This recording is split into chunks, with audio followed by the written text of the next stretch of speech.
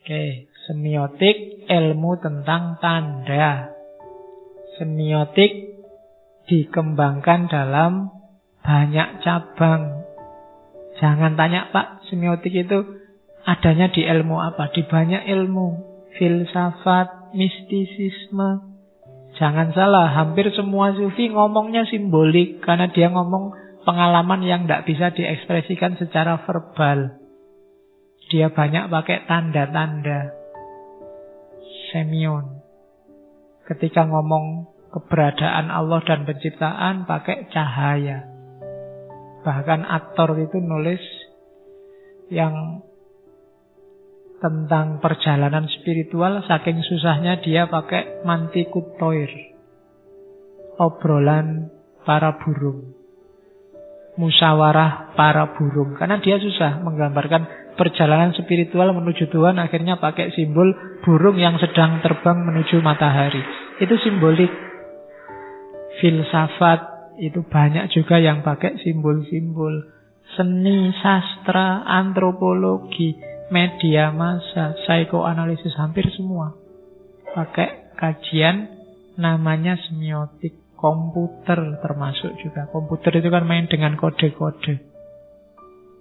Pejetlah ini, pejetlah itu, enter, maka semua tereksekusi. Padahal secara letterlet, enter itu ya masuk. Kalau kamu artikan letterlet, wah ini enter itu masuk ini. Mana masuknya? Karena kan tidak begitu. Ini simbol berarti gitu loh. Shift, kontrol misalnya. Dulu, ini mau guling ini, dikontrol kan enggak. Kontrol maksudnya bukan itu, ya kan? Jadi itu namanya tanda. Yang tertulis, yang kelihatan, maknanya bukan itu, tapi yang dibalik itu. Kayak kamu kedip-kedip itu loh. Itu kan simbol. Sudah kedip-kedip, yang sana maksudnya apa ya itu? Kan kamu memaknainya kan nggak cuma kedipnya, tapi dibalik kedip itu apa? Gitu. Ya kayak ada kiai ceramah sudah sangat lama nggak selesai-selesai. Akhirnya jamaahnya batuk kiainya. Ya kan? Ya kiainya kan dia juga harus baca itu simbolnya batuk itu apa. Nggak usah, oh kalau batuk dulu Rasulullah caranya begini, wah. Nambah tema tentang batuk sekarang. Ya. Atau saking jengkelnya kamu bawa arloji terus kamu ketuk-ketuk arlojimu. Itu kan juga simbol, biar penceramahnya ngerti.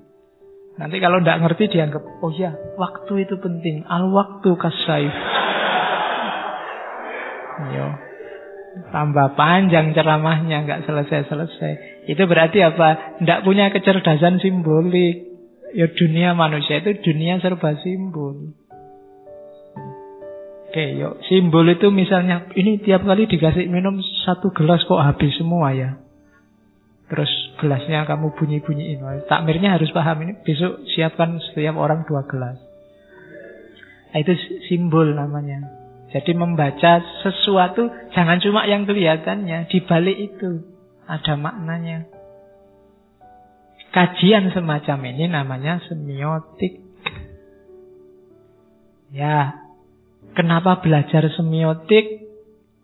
Karena sebenarnya katanya ahli semiotik, akalnya manusia itu tidak pernah berhenti pada realitas. Dia selalu masuk ke makna.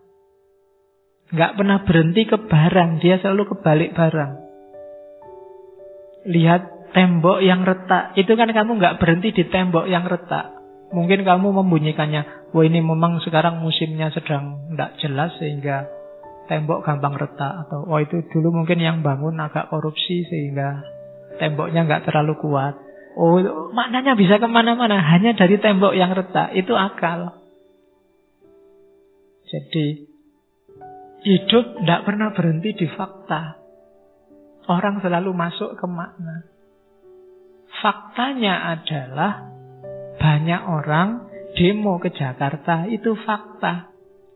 Tapi kepalamu kan membunyikannya tidak sekedar demo ke Jakarta. Tapi apa makna dibalik demo ke Jakarta itu? Ada yang bilang bagus, ada yang bilang kurang kerjaan, ada yang bilang macam-macam. Sesuai cara dia menangkap simbol itu.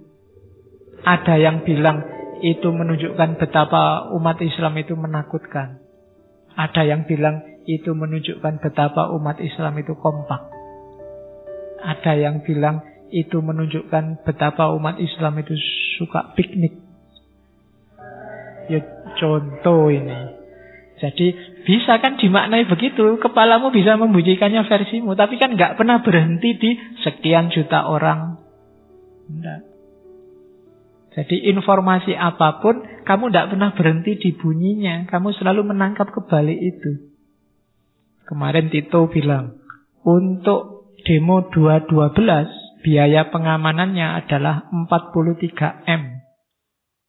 Loh, kamu cek itu kan mesti kamu memaknai, wah, uang negara sebanyak itu.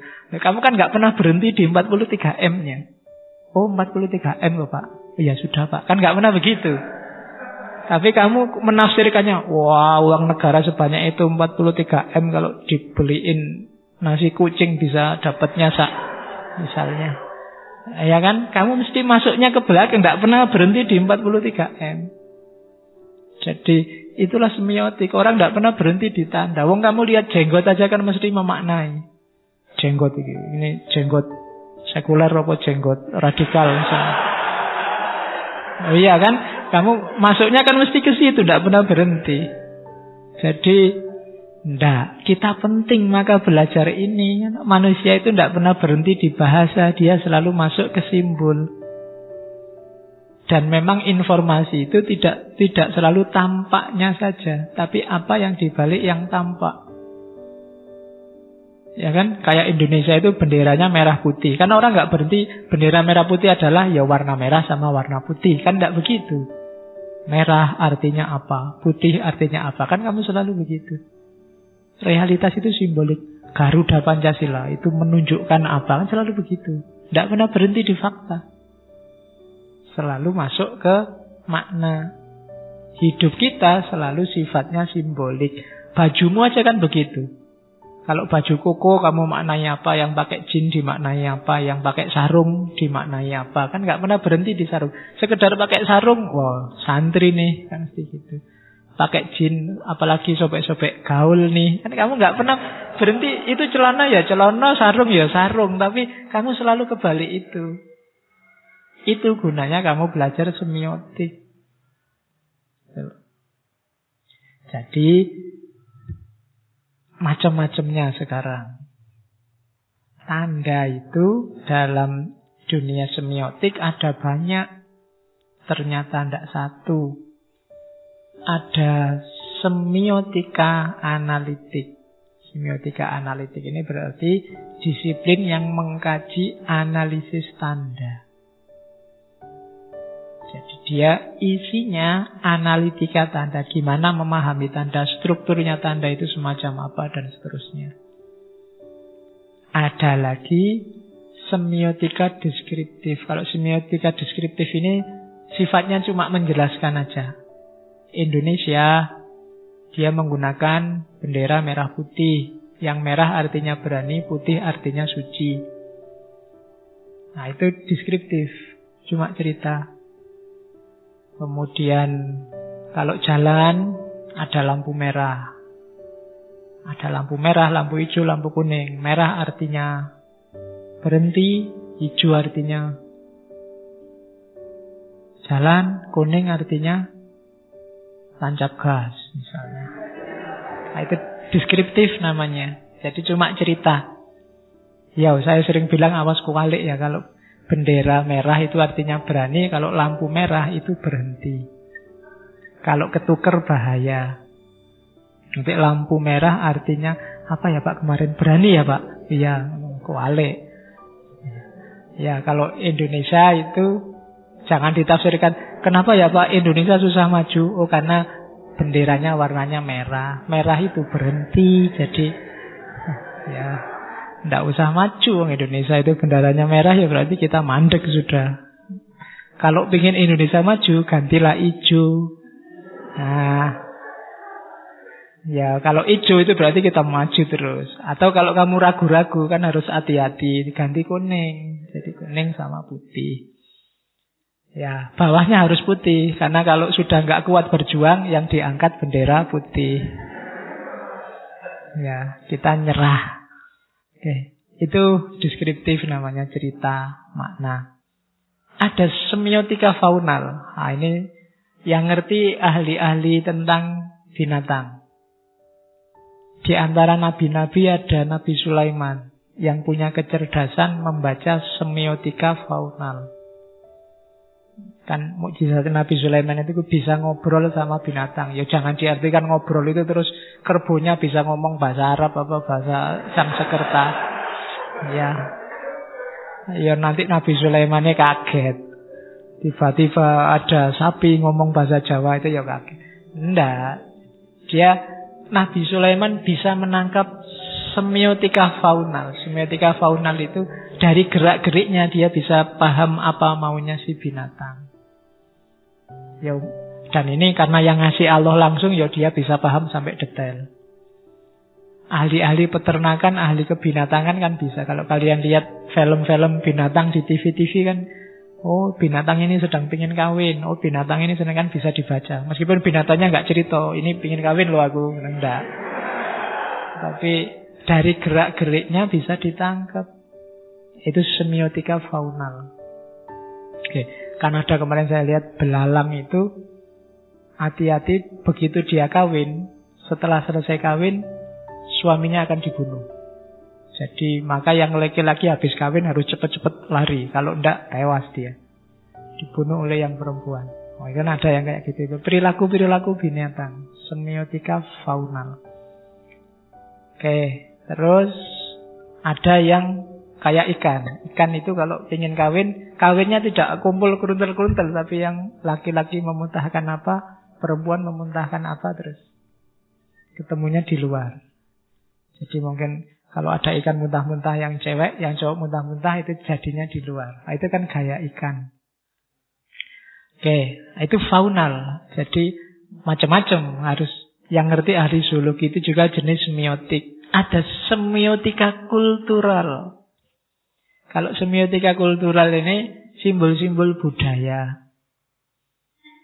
Orang Jawa buang bunga di perempatan, itu simbol budaya. Kamu jangan marah-marah, alah ini bikin kotor aja sampah. Enggak, itu simbol, mereka punya makna sendiri. Ya, mungkin maknanya ada hal-hal yang sakral di situ, ada yang dimaknai penting di situ ya. Kamu jangan macam-macam sama itu. Nah, itu karena setiap kultur dia punya makna sendiri. Namanya semiotika kultural. Kode-kode budaya. Saya sering cerita, kan banyak orang bilang kalau orang barat ngobrol itu tataplah matanya. Itu namanya menghargai pihak lain yang diajak ngobrol. Kebalikannya di Indonesia, kode budayanya tidak begitu. Kalau kepingin kamu dianggap menghargai, justru jangan tatap matanya. Kalau kamu tatap matanya dianggap nantang. Kan beda maknanya jauh. Yang satu ingin dipendelengi, yang satu marah-marah kalau dipendelengi. Itu kan kasusnya Nusron kemarin. Mungkin Nusron terlalu lama hidup di barat. Jadi kalau ngomong pakai mendeleng-mendeleng, nah itu. Padahal Nusron sendiri bilang ya memang kawan bayi itu, bukan karena pengen mendeleng. Nah itu kode-kode kultural, kode-kode budaya. Terus ada semiotika naratif. Semiotika naratif ini ngomong mitos-mitos, misalnya itu naratif sifatnya. Nyai Roro Kidul, itu kan semiotika naratif. Ada semiotika natural. Ini kode-kode alam, tanda-tanda alam, yang masing-masing punya makna. Pinter-pinterlah membaca. Itu semiotika natural.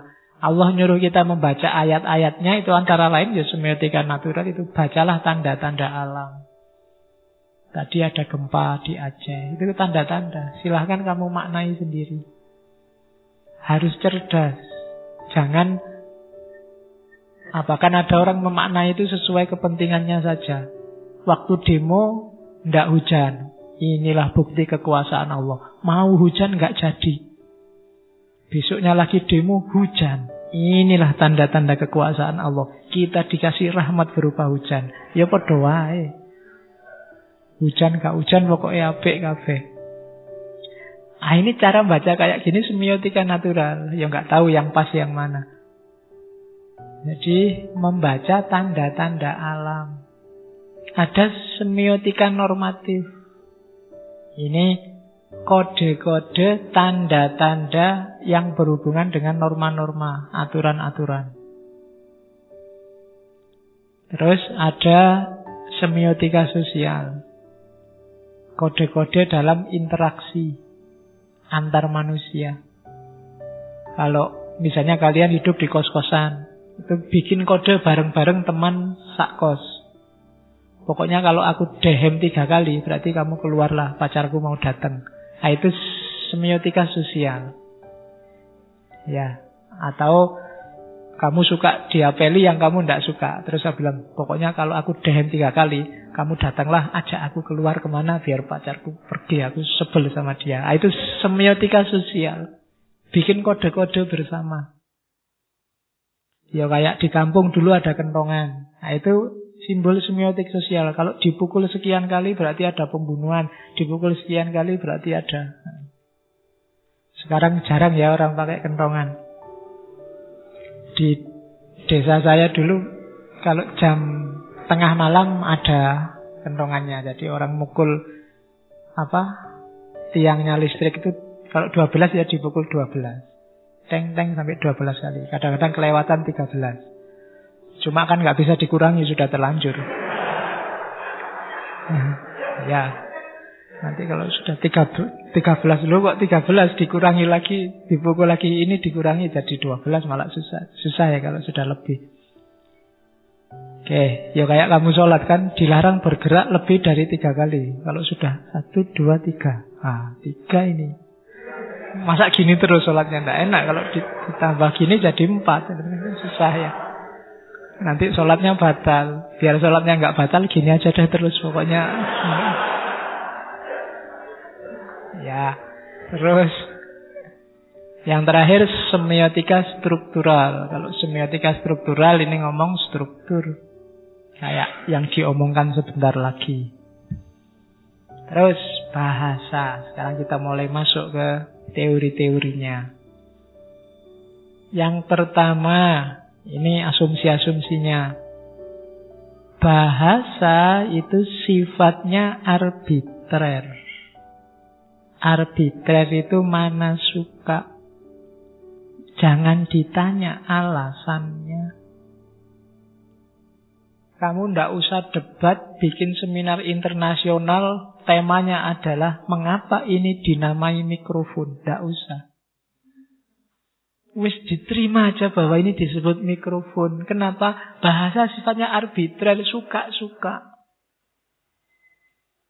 Di tempat saya ada jajan namanya Rondo Royal. Itu kamu nggak harus, wah ini perlu dekonstruksi ini masa namanya Rondo Royal. Ya ben wae ndak apa-apa meskipun cuma tape yang digoreng dikasih tepung itu kan terus disebut rondo. Ini rondonya di mana, royalnya di mana? Ndak ada. Ya sudah karena memang sifatnya arbitrer. Jadi tanpa alasan, acak wis sakarepe dhewe. Tergantung dulu nenek moyangmu menyebutnya apa. Wong itu cuma kita warisi. Oleh karena itu, jangan diartikan letterlek. Anggap itu simbol, yang penting kata itu mewakili apa. Mewakili barang apa. Kan gitu. Jadi, sifatnya mana suka arbiter. Itu contohnya kata jendela dengan barang, gambar kayak jendela. Itu kan gak bisa kamu rumuskan. Kenapa itu disebut jendela, itu disebut pintu. Tidak penting sudah itunya. Ya kamu bisa telusuri. Ini mungkin dari bahasa Sanskerta. Dulu asalnya apa, usulnya apa. Kemudian, tidak penting itu. Sekarang pokoknya sekarang kata jendela itu maknanya adalah barang yang semacam ini. Jadi itu namanya sifatnya arbitrer. Suka-suka. Jadi untuk urusan nama, kamu tidak harus debat. Jangan menggugat nenek moyangmu atau saya tidak suka nama Rondo Royal. Itu terlalu kedaerahan. Ganti pakai bahasa Indonesia kita nasionalis. Diganti namanya janda Apa ya royal gitu bahasa Indonesia? Saya kan nasionalis, tidak mau pakai bahasa Jawa. Rondo royal itu kan Jawa. Tidak bisa, namanya rondo royal ya. Kamu nulis skripsi ada kata rondo royalnya tetap jangan diterjemahkan. Nanti kamu jadikan saya jalan-jalan di kampung beli janda royal. Tidak bisa. Tidak paham orang. Ya wis ben sesuai istilahnya, sesuai kata-katanya. Jangan diterjemahkan. Oke. Jadi bahasa yang jelas sifatnya arbitrer. Yang kedua, bahasa juga sifatnya immutable. Tidak bisa dipertukarkan. Tidak bisa dibolak-balik. Gimana kalau diganti, ini namanya kacamata, ini mikrofon. Tidak bisa. Sifatnya immutable.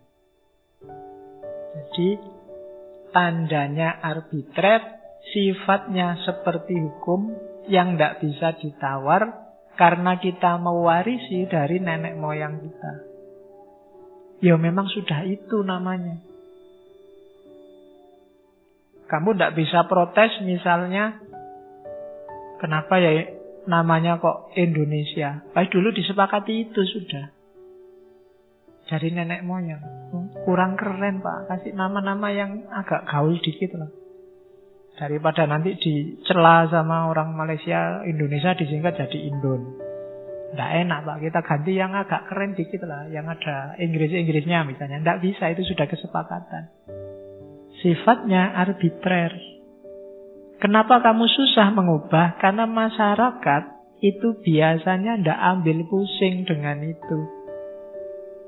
Kamu tanya paling juga dimarahi. Kamu ribut sama ibumu, Mbok jangan bikin rondo royal, Mbok kita ganti aja namanya. Paling kamu cuma dimarahi sama ibumu. Ya memang namanya sudah itu. Jadi masyarakat males menghabiskan energi hanya untuk nomenklatur, hanya untuk ganti tata nama. Oke, jadi bahasa itu sifatnya arbitrer dan tidak bisa ditukar-tukar. Itu ya itu. Katanya De Saussure, speakers are largely unconscious of the laws of language. Jadi kita yang pakai bahasa itu biasanya nggak pernah rewel, nggak pernah secara serius mempertanyakan kenapa ini istilahnya itu atau sebaliknya.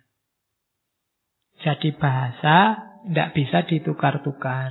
Cuma katanya De Saussure, problem bahasa yang tidak bisa ditukar itu akan berhadapan dengan selalu munculnya istilah baru, kosakata baru. Kayak tadi kan, kalau dulu orang ngertinya bujangan. Sekarang kamu nambah lagi istilah jomblo.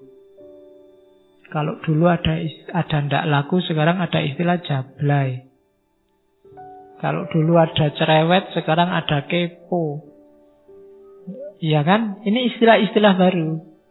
Jadi nanti asumsi bahwa bahasa itu ndak bisa dipertukarkan berhadapan dengan kenyataan ketika zaman berubah, banyak istilah baru yang muncul yang sebelumnya ndak ada.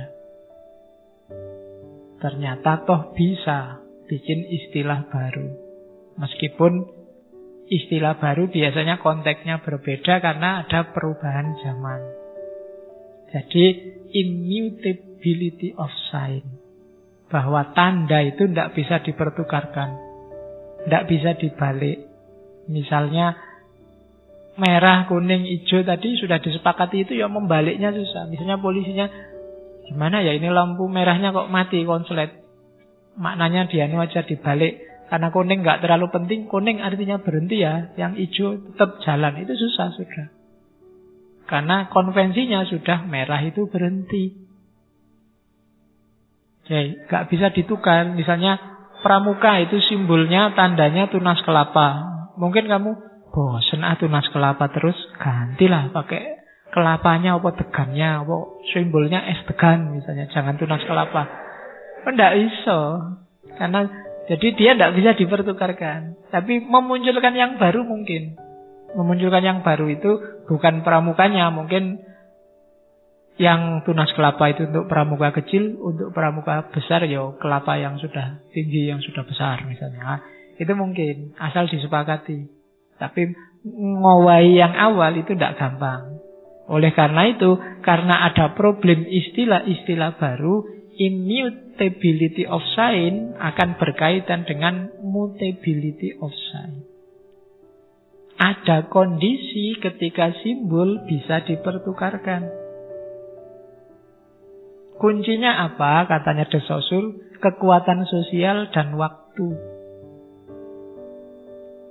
Ya kalau disepakati, bisa. Sesuai untuk konteks yang menyepakati. Misalnya tadi rondo royal. Untuk kepentingan kita yang ngaji filsafat, mulai hari ini jangan sebut lagi rondo royal. Karena kita nasionalis, tiap kali ngomong rondo royal kita pakai janda. Apa ya, memang susah aku golek royal itu. Janda obral misalnya. Nah, contohnya begitu.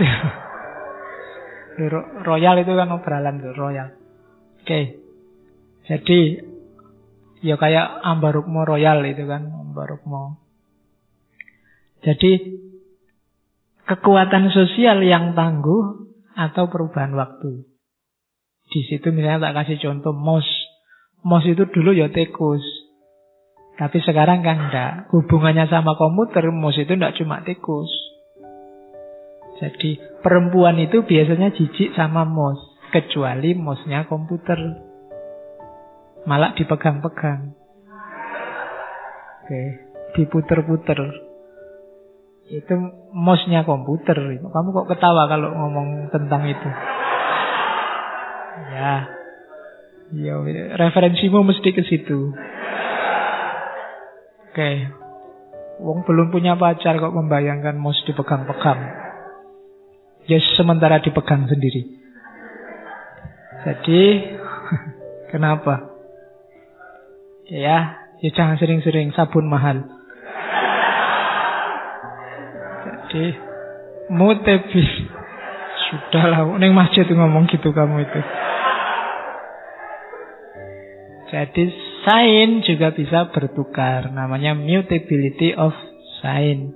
Asal kekuatan sosialnya cukup dan ada waktu. Lama-lama juga kepo itu enggak banyak orang kenal, lama-lama juga populer. Jomblo itu enggak banyak orang kenal, lama-lama juga populer.